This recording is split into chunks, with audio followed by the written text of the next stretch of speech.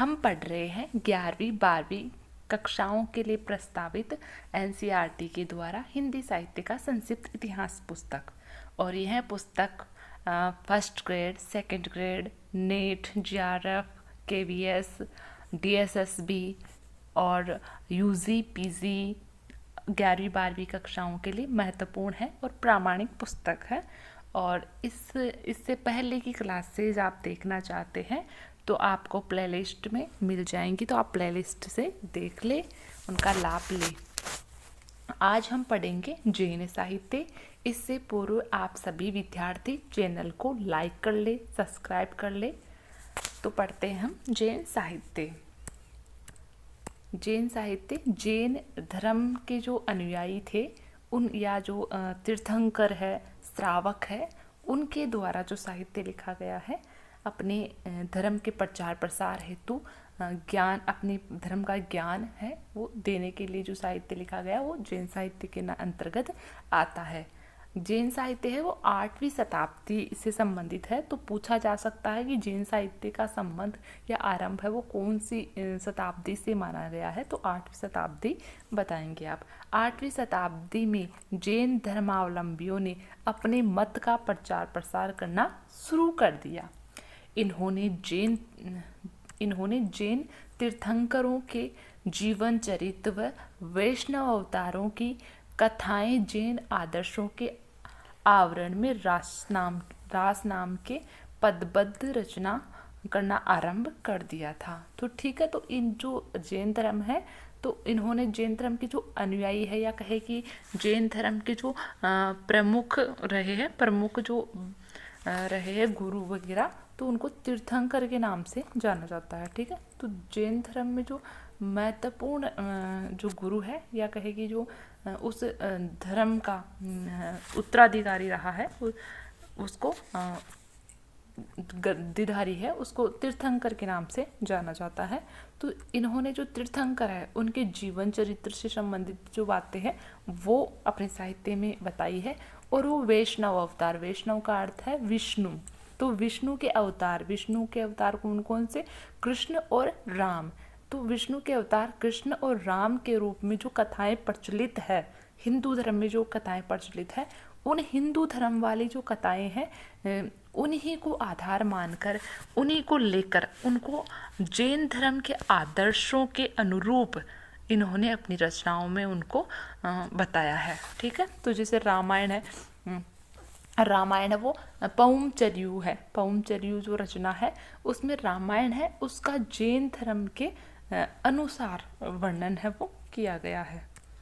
तो इस प्रकार की रचनाएं मिलती हैं। जैन मंदिरों में श्रावक लोग रात्रि में रास गायन करते थे। तो जो श्रावक का मतलब है जैन अनुयायी। ठीक है, जो जैन धर्म में आस्था रखते हैं, जैन धर्म के जो नियम है उनका अनुसरण करते हैं, उनकी पालना करते हैं, उनको श्रावक कहते हैं। ठीक है, तो जो श्रावक लोग हैं वो रात्रि के समय रास गायन करते थे। ठीक है, तो इसलिए ये रास शब्द भी आपको बहुत जगह मिलेगा। रास साहित्य है, एक तो रासो साहित्य था, एक रास साहित्य है। तो रासो साहित्य है वो वीर रस से संबंधित है और रास है वो भक्ति या शांत रस से संबंधित है जो जैन धर्म का है। इनकी रचनाएं उच्च कोटि के साहित्यिक दर्शन युक्त थी। चरित्र और रास शब्द से पता चलता है कि इनके साहित्य में चरित्र पर विशेष जोर दिया गया है। ठीक है, तो जो भी तीर्थंकर है, जो जैन धर्म के अनुयायी है या महागुरु है जैन धर्म के, उनके चरित्र पर बल दिया गया है, उनके चरित्र का वर्णन किया गया है। और जो विष्णु के अवतार है राम और कृष्ण, उनका जैन धर्म के संदर्भ में वर्णन किया गया है। अपभ्रंश भाषा में रचित साहित्य के रचनाकारों में प्रमुख कवि, ठीक है, तो अपभ्रंश भाषा है, उस अपभ्रंश भाषा में ही जैन धर्म है उसके साहित्य है वो लिखा गया था। तो साहित्य जो रचनाकार है उनमें आपको स्वयंभू है, पुष्यदंत है, धनपाल है, देवसेन है, शालिभद्र सूरि व हेमचंद्र है। तो ये जैन धर्म के या जैन साहित्य है उसके प्रमुख कवि रहे हैं। स्वयंभू है, उसको स्वयंभू को अपभ्रंश भाषा का वाल्मीकि कहा जाता है क्योंकि इन्होंने पउम चर्यू रचना की है जो राम कथा पर आधारित है। राम का वर्णन जैन धर्म के अनुसार किया गया है। इसमें पुष्यदंत है। पुष्यदंत को अपभ्रंश भाषा का वेदव्यास कहा जाता है, तो वेदव्यास के नाम से ये जाने जाते हैं। धनपाल है, इन्होंने भी लिखी, इनकी रचनाएं भी देवसेन की श्रावकाचार है, शालिभद्र सूर्य है, हेमचंद्र है, उनका शब्दानुशासन है। तो ये काफ़ी इंपॉर्टेंट रचनाएं इन्होंने अपभ्रंश भाषा में लिखी है और ये काफ़ी इंपॉर्टेंट रहे हैं। अब हम एक एक जैन साहित्यकार या जो कवि है जैन धर्म से संबंधित उनका अध्ययन करेंगे। पहले कवि है हमारे सामने स्वयंभू, और स्वयंभू का जो समय है वो है 783 ईस्वी के आसपास का माना गया। तो इम्पोर्टेंट है, इसको आप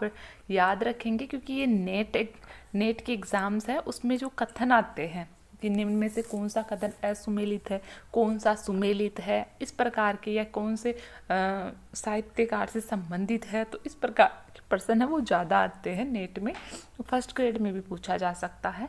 तो इनका समय कितना है, 783 ईस्वी के आसपास का है, याद रखेंगे आप। इनकी 3 अपभ्रंश की रचनाएं उपलब्ध है, ठीक है। कौन कौन सी है, तो पउम चर्यू मोस्ट इंपोर्टेंट है। पउम चर्यू बहुत बार पूछी गई है, राम कथा पर आधारित है, ठीक है, पउम चर्यू। फिर है रिट्ठ नेमी चर्यू, ठीक है, तो रिट्ठ नेमी चर्यू भी इनकी रचनाएं। एक है स्वयंभू छंद। तो ये 3 रचनाएं हैं, आप याद रखेंगे, तीनों के नाम नोट कर लेंगे। फिर है पउम चर्यू रचना में राम कथा का वर्णन है। बिल्कुल मैं बता चुकी हूँ आपको ये बात, और इसी के आधार पर स्वयंभू है क्योंकि इन्होंने राम कथा है उसका अपभ्रंश भाषा में जैन धर्म के संदर्भ में वर्णन किया है। इस कारण से स्वयंभू को अपभ्रंश का वाल्मीकि कहा जाता है, क्योंकि वाल्मीकि ने मूल रामायण की रचना की थी। इस कारण से यह रचना अत्यंत प्रसिद्ध हुई।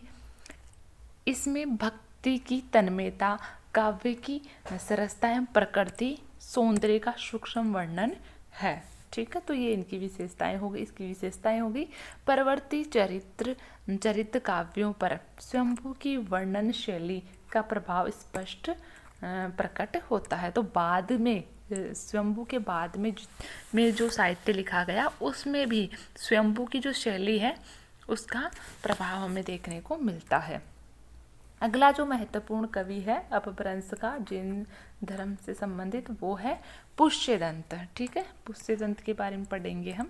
इनका समय 10वीं शताब्दी के आसपास का रहा है। तो इनका समय है वो आप बिल्कुल याद रखेंगे, क्योंकि कई बार प्रश्न है नेट में इस प्रकार से भी आते हैं कि कालक्रम के अनुसार क्रमबद्ध कीजिए, आरोही क्रम में सेट कीजिए या अवरोही क्रम है वो पूछ सकता है।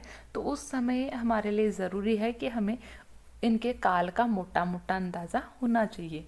तो उनका जो स्वयंभू है उसका काल रहा है 783 ईस्वी और पुष्यदंत का रहा है 10वीं शताब्दी। तो 10वीं शताब्दी के आसपास के कवि रहे हैं। इनकी 3 प्रमुख ग्रंथ है, 3 ग्रंथ है इन्होंने लिखे हैं। कौन कौन से हैं, नय कुमार चर्यू, महापुराण, जसहर चर्यू। तो महापुराण के आधार पर इनको क्या कहा जाता है, इनको अपभ्रंश भाषा का वेद व्यास कहा जाता है, ठीक है, व्यास कहा जाता है। तो देखेंगे हम आगे। कवि पुष्यदंत की काव्य रचना का उद्देश्य शुद्ध धार्मिक चरित्र प्रधान रचना से है। महापुराण के आदि पुराण खंड में तीर्थंकर ऋषभदेव 23 जो तीर्थंकर ऋषभदेव है जिनको आदिनाथ के नाम से भी हम जानते हैं, वहाँ से लेकर 23वें तीर्थंकर थे, उन 23 तीर्थंकरों तथा उनके समकालीन महापुरुषों का चरित्र है। तो महापुराण में किसका वर्णन है, तो महापुराण का जो पुराण खंड है उसमें ऋषभदेव से लेकर 23 जो तीर्थंकर हुए थे जैन धर्म में उन सभी के चरित्र का वर्णन है। और साथ ही साथ उस समय जो और महापुरुष हुए थे उस काल में उनका भी यहाँ पर उनके चरित्र का भी वर्णन इन्होंने किया है। उत्तर पुराणों में रामायण और हरिवंश में यानी महाभारत है। तो जो महापुराण है, महापुराण के जो उत्तर पुराण है ये पुराण खंड था और आदि पुराण खंड था, उसमें तो तीर्थंकरों का चरित्र वर्णन है। और जो उत्तर पुराण है उसमें रामायण और हरिवंश महाभारत है उसका वर्णन है। इस कारण से इनको वेद व्यास या व्यास कहते हैं। इनको अपभ्रंश का व्यास कहा जाता है। इम्पोर्टेंट है, याद रखेंगे। अपभ्रंश का वाल्मीकि कौन है? तो हो जाएगा अपना जो स्वयंभू है वो हो जाएगा, और जो व्यास है वो कौन हो जाएगा? पुष्यदंत हो जाएंगे। इन्होंने अपना काव्य दोहा और चौपाई में लिखा है। ठीक है, तो पुष्यदंत ने अपना काव्य दोहा और चौपाई में लिखा, जो बाद में भक्ति काल में भी हमें देखने को मिलता है। ये परंपरा है वो भक्ति काल में भी देखने को मिलती है। इसका प्रभाव रामचरितमानस पर भी दिखाई देता है। क्यों दिखाई देता है? क्योंकि रामचरितमानस भी दोहा और चौपाई में ही लिखी गई है। जो बाद का, इनके बाद की रचना है वो भक्ति काल संबंधित रचना है। ये कश्यप गोत्रीय ब्राह्मण थे जो मान्य खेट के प्रतापी राजा के महामात्य भीत के सभा कवि थे। महापुराण में इन्होंने लिखा है। तो महापुराण है, उसमें इन्होंने कुछ लिखा भी है। क्या लिखा है इन्होंने? वोल्लई कोयल अम्बयम कलियाई काकिणी चचरियु रुड़ रुठई। तो इस प्रकार से इन्होंने लिखा है। अब इसका अर्थ देखेंगे हम। अर्थात भगवान जिनेंद्र यानी जैन धर्म के जो है भगवान है, जैन धर्म में जिनेंद्र ही कहते हैं। भगवान जिनेंद्र की भक्ति से मेरा कवित्व वैसा ही उच्छ्वसित हो उठता है जैसे मधुमास मतलब वसंत ऋतु में आम के भोर पर कोयल कूक उड़ती है। यानी जो आम की जो मंजरियाँ आती है उन मंजरियों पर कोयल कूक उड़ती है। वैसे कानन में भ्रमर गूंजने लगते हैं। जो कानन है उसमें क्या कानन मतलब जंगल में जो भ्रमर है, भंवरे है, वो गूंजने लगते हैं। वैसे ही अतः पुष्यदंत का महापुराण जैन धर्म का उत्तम कोटि ग्रंथ है। फिर अगला है महत्वपूर्ण जो लेखक या कवि है धनपाल। इनका समय 10वीं शताब्दी है। पुष्यदंत का भी 10वीं था और धनपाल का जो समय है वो भी 10वीं शताब्दी ही रहा है। इनकी रचना भविष्यत कहा है। इम्पोर्टेंट है, बहुत बार कंपटीशन में पूछी गई है कि भविष्यत कहा किसकी रचना है, तो धनपाल की है। याद रखेंगे इसको। जो अपभ्रंश का लोकप्रिय महाकाव्य है ये धक्कड़ वैश्य कुल के थे। इनका मूल उद्देश्य श्रुत पंचमी व्रत के महामात्य को प्रतिपादित करना है। यानी कि जो भविष्यत कहा है उसका मूल उद्देश्य क्या है, तो श्रुत पंचमी है। श्रुत पंचमी का जो व्रत है उसका महामात्य है, महात्म्य है, उसको प्रतिपादित करना है कि उसका क्या महत्वपूर्ण है, क्या महात्म्य है वो। इनका कथानक लौकिक भाषा, साहित्यिक मुहावरों एवं लोकोक्तियों से युक्त अलंकारिक एवं छंद युक्त रहा है। यह इस युग के कुशल कवि माने जाते हैं। तो इस प्रकार इसमें ज़्यादा कुछ है नहीं, बस इतना याद रखना है। 10वीं शताब्दी के ये लेखक रहे हैं और इनकी रचना भविष्यत कहा है। ठीक है, यही आप यहाँ से क्वेश्चन बनने वाले हैं। फिर है देवसेन भी इम्पोर्टेंट है। आचार्य देवसेन का समय 933 ईस्वी माना गया है, या 933 ईस्वी के ये कवि रहे, तो इनको भी आप याद रखेंगे। ये उत्तम कोटि के चिंतक कवि हैं। अपभ्रंश में श्रावकाचार इनकी प्रसिद्ध रचना है, जिसमें 250 दोहों में श्रावक धर्म को प्रतिपादित किया है और गृहस्थ के कर्तव्यों को भी स्थान दिया है। तो गृहस्थ के अंतर्गत या गृहस्थी के साथ साथ में जो जैन धर्म है उसको कैसे अपनाया जाए उसके बारे में भी इन्होंने इस ग्रंथ में लिखा है। तो इनकी रचना श्रावकाचार है। श्रावकाचार का अर्थ हो जाएगा श्रावक धन आचार, यानी कि श्रावकों का आचरण कैसा होना चाहिए, व्यवहार कैसा होना चाहिए, इसका इसमें वर्णन किया गया। और श्रावक कहते हैं जैन धर्म के नियमों की पालना करने वाले को। उनकी कुछ पंक्तियां भी दे रखी है। जो जिन शासन भाष्यऊ सो मई कहियऊ सारू, जो पावई सई भावु करी सो सरी पावई पारू। तो ये इनकी रचना के उदाहरण है।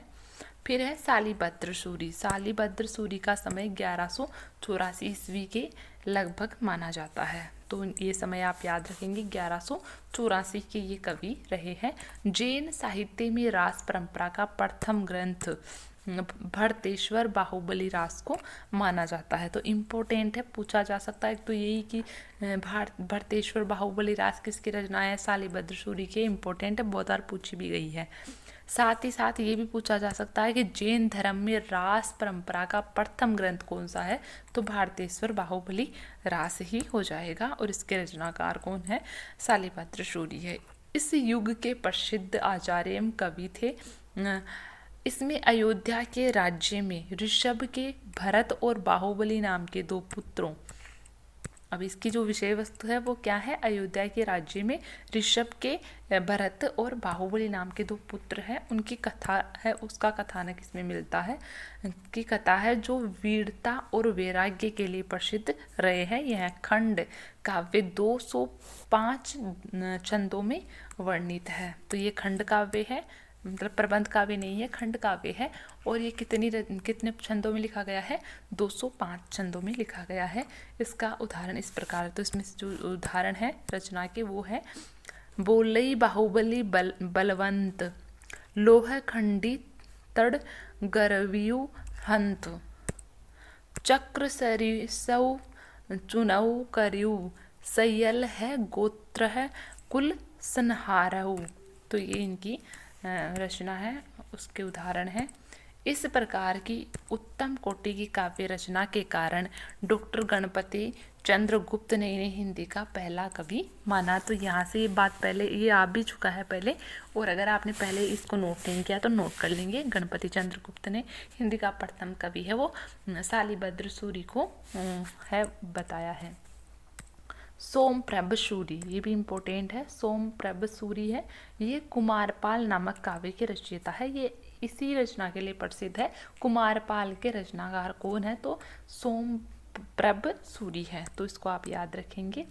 इन्होंने संस्कृत मिश्रित प्राकृत भाषा का काव्य लिखा है। इसमें अपभ्रंश की कहीं कहीं छटा दिखाई देती है, जिसको दोहा के रूप में वर्णित किया है। तो इनकी रचना है जो कुमारपाल, वो मूल रूप से या कहे कि शुद्ध रूप से अपभ्रंश भाषा की रचना नहीं है, बल्कि उसमें संस्कृत मिश्रित प्राकृत शब्दावली है वो मिलती है, और उसमें कहीं कहीं पर अपभ्रंश भाषा के शब्द भी मिलते हैं। फिर है जैनाचार्य मेरुतुंग, इम्पोर्टेंट है मेरुतुंग। इनकी रचना के बारे में इतना पूछा गया कि बहुत पूछा गया है। तो इनकी रचना कौन सी है, प्रबंध चिंतामणि है। ठीक है, तो इन्होंने प्रबंध चिंतामणि नामक ग्रंथ लिखा है। इसमें प्राचीन राजाओं की कथा दोहा शैली में रचित है। यह ग्रंथ बहुत चर्चित रहा है। इसमें भोज के चाचा मूंज के कहे हुए कुछ बुद्धि युक्त दोहे हैं। तो इम्पोर्टेंट है। प्रबंध चिंतामणि किसकी रचना है, मेरुतुंग की है। इतना बहुत बार पूछा गया है। ये केवल हिंदी के अंतर्गत ही नहीं पूछा गया है, बल्कि ये क्वेश्चन है वो जीके के अंतर्गत भी बहुत बार पूछा गया है। तो इसको याद रखेंगे। और इसमें जो भोज है, राजा भोज, उनके चाचा मूंज है, उनके द्वारा जो ज्ञान की बातें कही गई है, बुद्धि युक्त जो दोहे कहे गए हैं, उनका इसमें वर्णन मिलता है। और उनसे संबंधित एक दोहा हमारे सामने दे भी रखा है। जामती पच्छई संपजई, सामति पहली होई, मूंज भणई मृणावलई, विघन न बैठे कोई। ठीक है, तो इस प्रकार है। इसका अर्थ भी देखेंगे। अर्थात जो बुद्धि घटना के पीछे प्राप्त होती है, यानी कोई घटना घट जाती है और उसके बाद में हमें कोई बुद्धि प्राप्त होती है, तो उस बुद्धि से तो क्या है, यदि वह घटना के पहले प्राप्त हो जाए तो मूंज कहते हैं कि हे मृणालवती, किसी को विघ्न ही नहीं आएगा। यानी कि अगर जो घटना के बाद में हमारे अंदर जो बुद्धि उत्पन्न होती है, अगर वो बुद्धि घटना से पूर्व ही उत्पन्न हो जाए तो कोई घटना ही घटित नहीं हो या अनहोनी हो ही नहीं। फिर है आस्कू कवि, और आस्कू कवि की रचना है चंदनबाला रास, और ये भी काफ़ी इंपॉर्टेंट है, बहुत बार पूछी गई है। आस्कू की रचना कौन सी है, चंदनबाला रास है, और ये एक लघु खंड काव्य है। क्या है ये, एक लघु खंड काव्य है। इनकी यह रचना 1200 शताब्दी की मानी जाती है। ठीक है, तो ये पूछा जा सकता है यहाँ से कि कौन सी शताब्दी की है, तो 12वीं शताब्दी की है। कहते हैं कि यह जालोर में रची गई थी।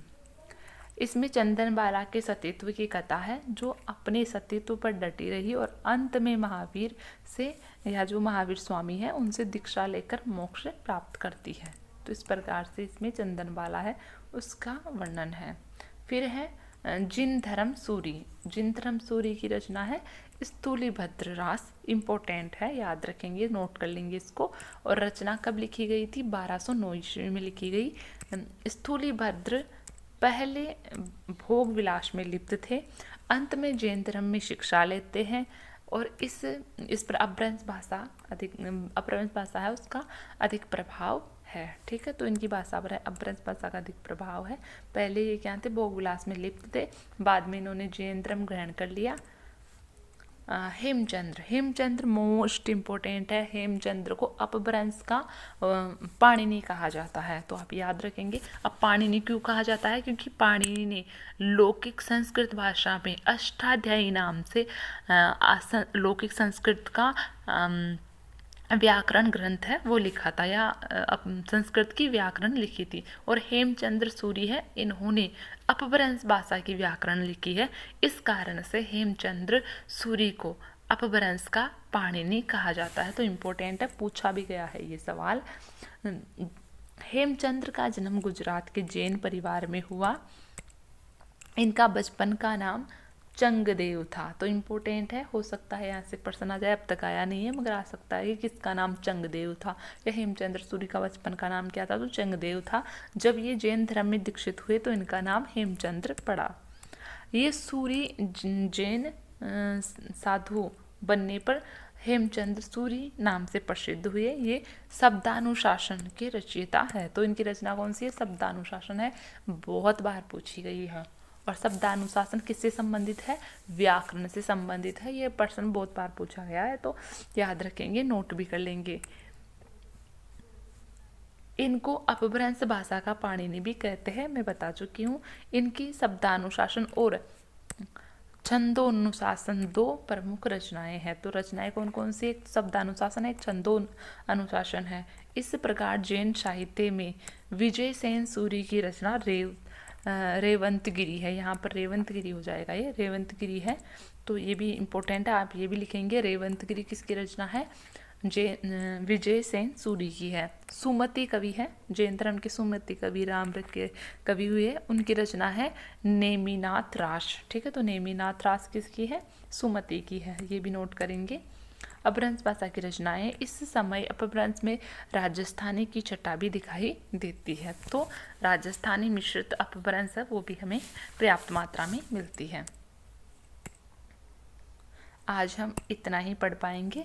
अगली क्लास में हम नाथ साहित्य है उससे संबंधित तथ्यों को जानेंगे और उनका विश्लेषण करेंगे।